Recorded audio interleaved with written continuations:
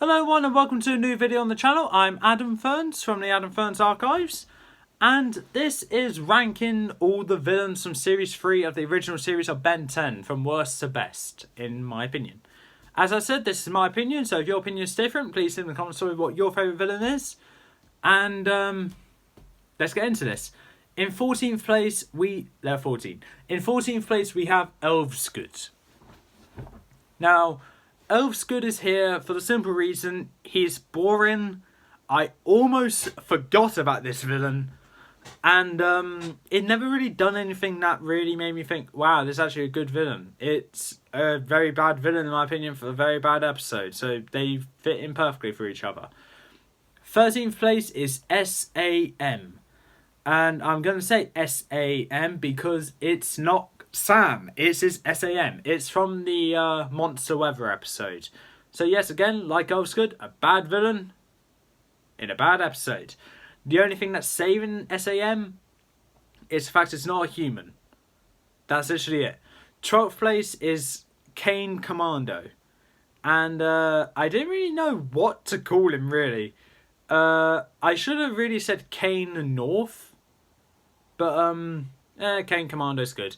This is from the Super Alien Hero Buddy Adventures episode, and honestly, the most forgettable villain on this list.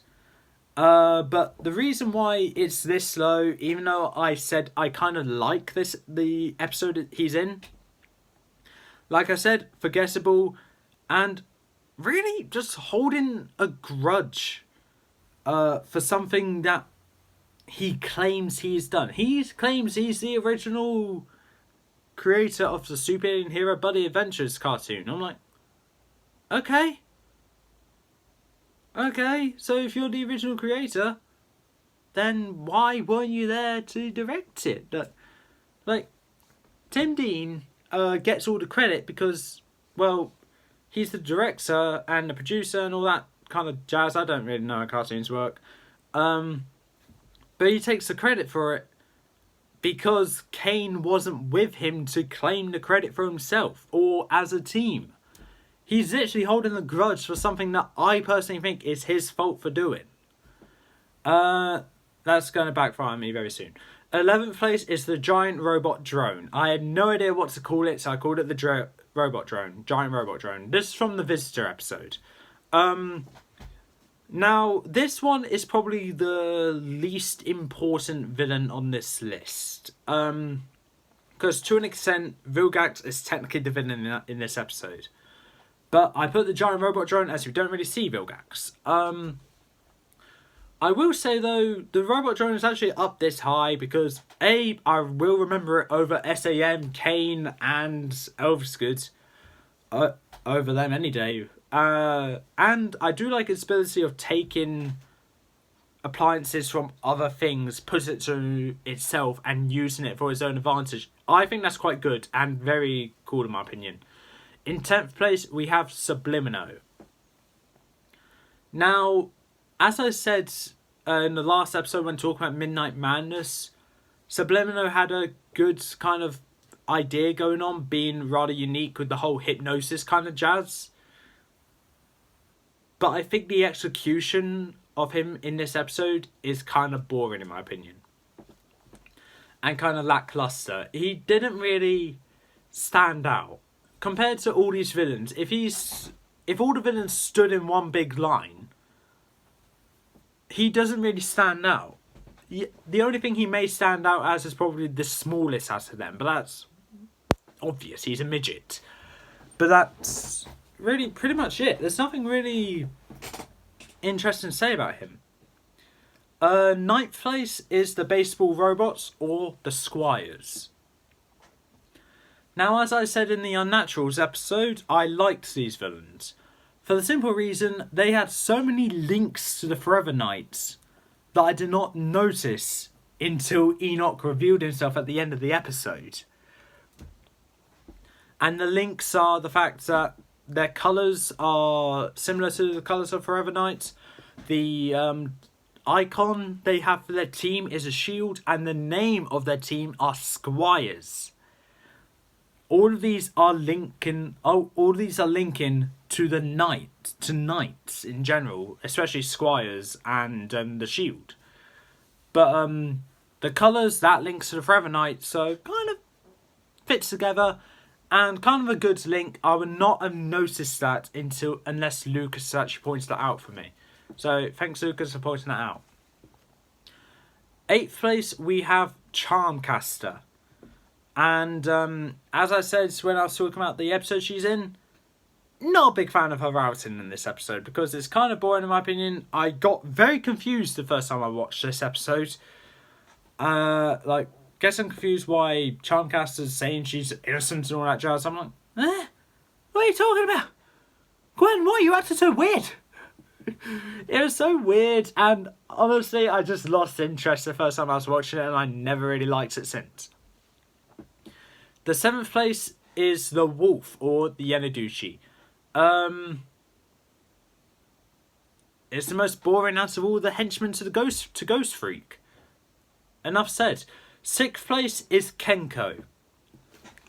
Now this one has the power of shape-shifting, so obviously I'm going to like it. Thing is though, we see him only once, and only once. Never again.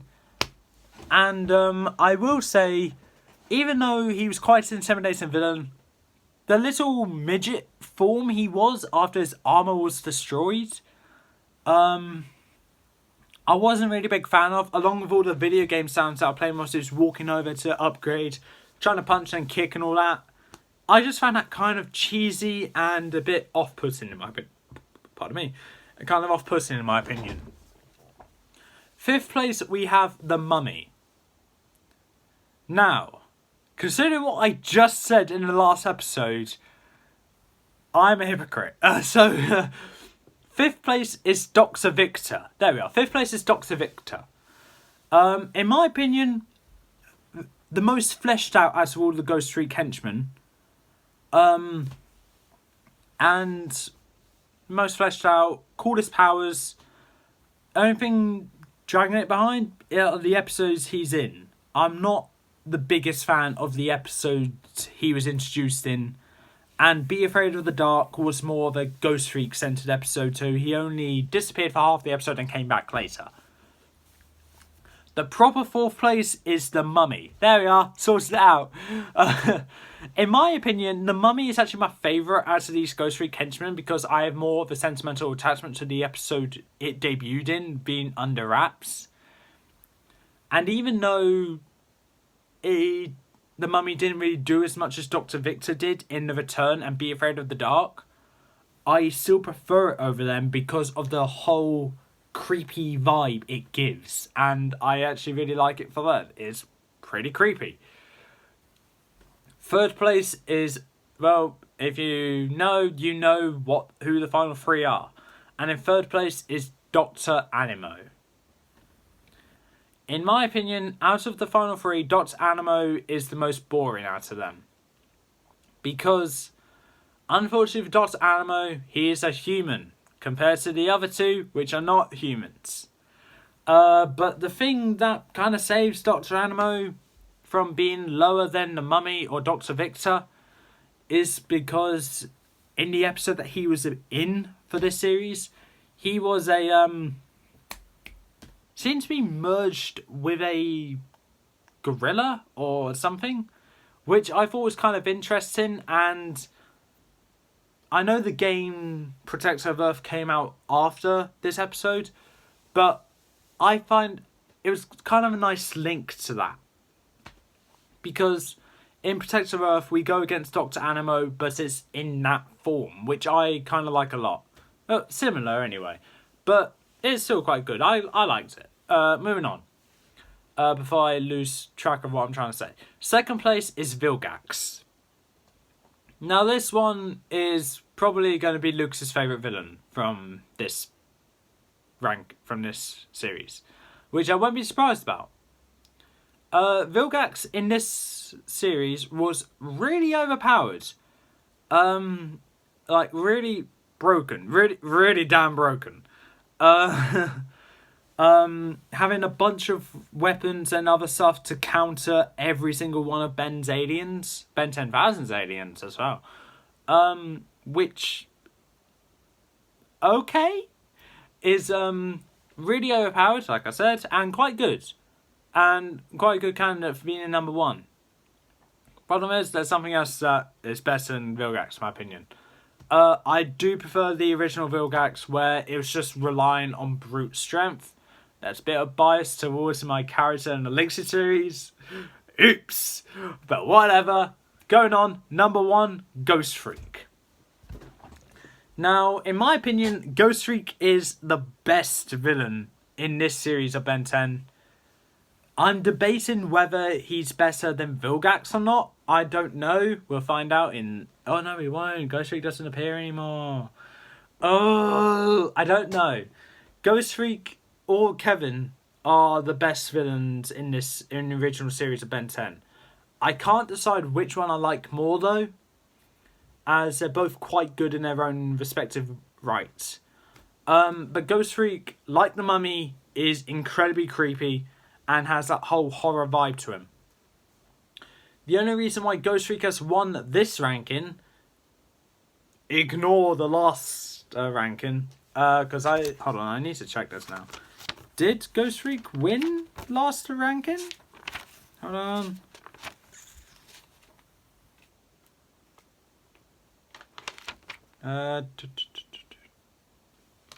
Oh no, Kevin won. Okay. Okay. So, okay, so according to the list from the last episode, I prefer regular Ghost Freak or the Ultra Ghost Freak more than the future Vilgax. And I'm tempted to say I prefer Ghost Freak from this episode more than the original Vilgax. For Kevin, I'm tempted to say I prefer Kevin more than Ghost Freak. No real reason, really. But that doesn't really change the fact that, in my opinion, Ghost Freak, Kevin, and Vilgax are all great, iconic villains from the series. And, Ghost Freak won this ranking, and Kevin won the last 2. I think he won the last 2, actually. So, can he win 3? I don't know. Anyway, that's all for this ranking. Ghost Freak has won this one. Finally, a winner that's not Kevin. So that's all for this time. If you like what you saw, leave a like, leave a comment, don't forget to subscribe, press the notification down in the corner below. I'll be back in the next video ranking the one-time characters in this series. There aren't many. We'll get through this one very quickly. Now, see you next time.